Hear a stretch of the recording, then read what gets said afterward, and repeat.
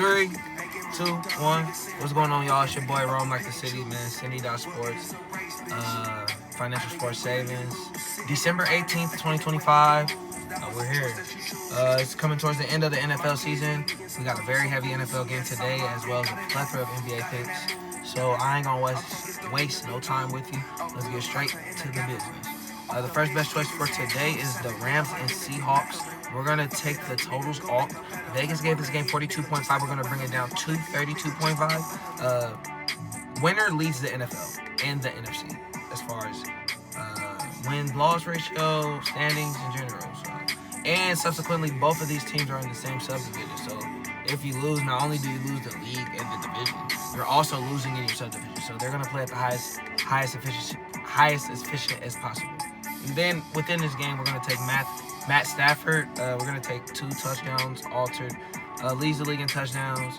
They have a phenomenal offense. Really can't too many defenses keep up with him. And I expect him to do what he needs to do to make sure that they can retain and keep this rank that they got. You feel me? And then on our next best choice for this game is Sam Darnold. We're going to take his 200-plus passing yards. Granted, they do have a good running back combo with Chardonnay and K9 or whatever the fuck, Kenneth Third. But nevertheless, Sam Darnold needs to lead for them to win, and I believe that they actually can win. He's gonna do what he needs to do. And then for the NBA today, got a plethora of choices. We're gonna start from the earliest game to the end.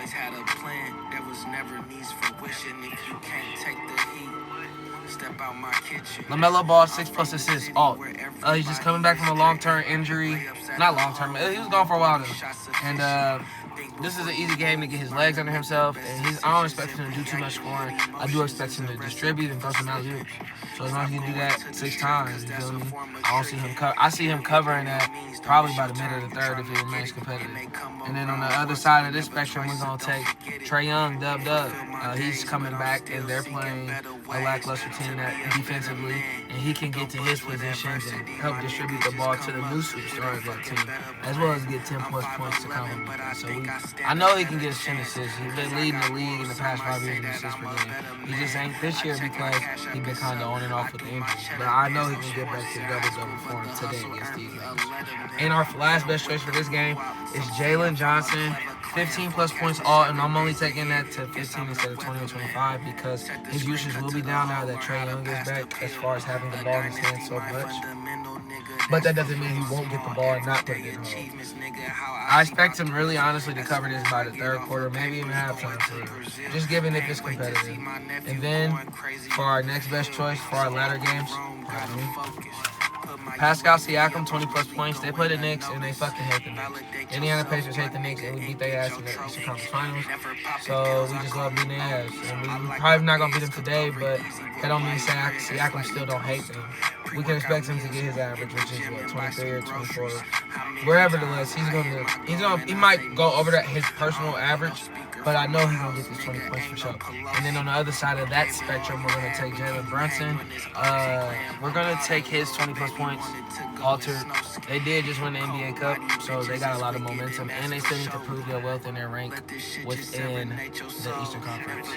And then for our latter game, Cade Cunningham, they play Dallas Mavericks, and we're gonna take Cade Cunningham points plus assists. This is a perfect type of game where he can kind of like show his size and his veteran leadership against Cooper Flag, get to his spots, and then they got the bigs down there in Dallas, but it's easy to just kind of get to his spots and kick it out to where he needs to kick it out to where he can cover the assist line and the point line combined. And then we're gonna go to our latter game. D-Book, 20+ points. D-Book is on fire. His team's on fire. They're so coagulated well. I love how Dylan Brooks is just on fire. But it don't work without D-Book. So I expect him to get to his spots, especially against the Warriors. They don't play no defense at all. Never have, never will. It's just not their DNA. He can probably cover this by the fourth, for sure, middle of the fourth. It's going to be competitive. But on the other side of that spectrum, we're also still going to take Steph Curry. Steph Curry just came back from a little distant injury, and he's trying to find himself under his legs. And who better against a team that he fucking hates? Steph Curry hates the Suns. So, rather, for whatever reason he does, but he does. And I expect him to do what he needs to do, get to his spots to cover this line. He could probably cover this line by middle of the fourth, same pace as D-Big.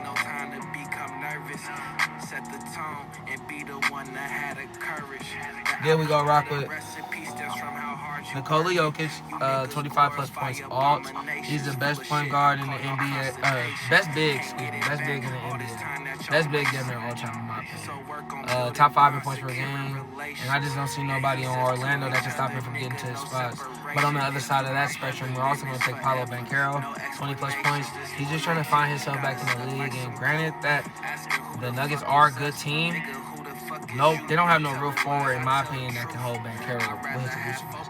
So as long as he can be able to play naturally and get to his spots, he should cover that line. And then we got Luka Doncic for the late night joint, 25 plus points all. They're on the road, so they're going to lean on him heavy. And then there's no Ayton, so it's going to be a higher usage on the ball. And no Lloyd marketing, so that means there's not going to be nobody really stopping him from getting to his spots. And then for our last choice for today is Denny Avdija, points plus rebounds plus assists. He needs to do this for this game to be competitive. They're playing against the Kings, and the Kings can't really stop him from getting to the spots. And he's like the glue. So that's all we need from him. Rome like City, SYNDI'Sports. Shout out my friends, shout out my fam, shout out my subscribers. Like, comment, subscribe. Tell me what you like. Tell me what you don't like. Your boy Rome City, outro.